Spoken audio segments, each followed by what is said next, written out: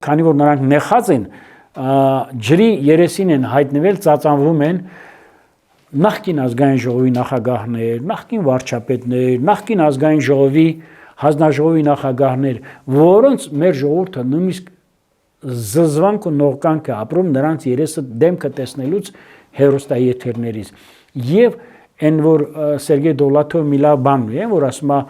բա լավ, ասենք թե Ստալինը այսքան մարդու գլուխ է կերել, բա այդքան գործողողները, այդքան քննիչները, բա լավ, Սերժը Քոչարյանը, Լևոնը, Հոմենակ այդքան իրենք չեն արել, իրանք ունեցել են լակետներ, իրանք ունեցել են խամաճիկներ, իրանք ունեցել են գործկատարողներ, չէ՞, բա այդ քաղաքական սպանությունները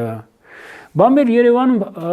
վխտում էին, չէ, բանակներ ունեն, չէ, խմբեր ունեն։ Մի խմբի ղեկավարը, ասենք թե Աբովյանից էր, մի խմբի ղեկավարը Թոխմախից էր, մի խմբի ղեկավարը Երրորդ մասից էր, մի խմբի ղեկավարը, չգիտեմ, ինչ